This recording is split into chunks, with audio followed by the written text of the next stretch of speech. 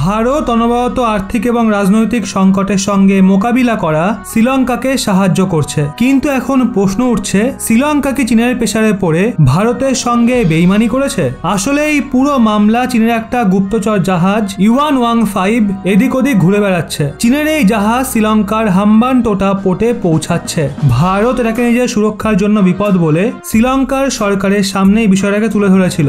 ভারতের বিরোধিতার পর শ্রীলঙ্কার বিদেশ মন্ত্রণালয় চীনকে অনুরোধ করেছিল যেন তাদের জাহাজের যাত্রাকে এড়িয়ে যায়, কিন্তু চীন জাহাজ যাত্রা থামানোর বদলে প্রেসার ক্রিয়েট করার জন্য সেটা স্পিডকেই বাড়িয়ে দেয়। এখন চীনের এই জাহাজ শ্রীলঙ্কার হাম্বানটোটা বন্দরের অনেকটা কাছে পৌঁছে গেছে। ওই বন্দর থেকে আর মাত্র কয়েক মাইলের দূরত্বই রয়েছে। এক্সপার্টরা মনে করছেন হাম্বানটোটা পৌঁছানোর পর এই জাহাজ অনেক ধরনের গোয়েন্দাগিরি করবে। দক্ষিণ ভারতে অবস্থিত অনেক সৈন্য এবং পরমাণু সংস্থা এই জাহাজের এড়াতে থাকবে। এই জাহাজ 11 থেকে 17 আগস্ট পর্যন্ত শ্রীলঙ্কার হাম্বানটোটা বন্দরে দাঁড়াবে, কিন্তু চীন শ্রীলঙ্কার আবেদনকে উড়িয়ে দেয় আর ভারতের আপত্তিকে ভিত্তিহীন বলে দেয়। চীন এখন শ্রীলঙ্কাকে ঋণের নামে খোলামেলা ব্ল্যাকমেল করছে। এক্সপার্টরা দাবি করছেন যদি শ্রীলঙ্কা চীনের গুপ্তচর জাহাজকে ভারতের কথায় আটকে দিত, তাহলে চীন শ্রীলঙ্কাকে IMF অর্থাৎ ইন্টারন্যাশনাল মনিটারি ফান্ড থেকে বেল আউট প্যাকেজ নিতে আটকে দিত। সূত্র বলছে ভারতের ওপর প্রেসার ক্রিয়েট করার জন্য চীন শ্রীলঙ্কাকে ঋণের নামে ভয় দেখানো শুরু করে দিয়েছে।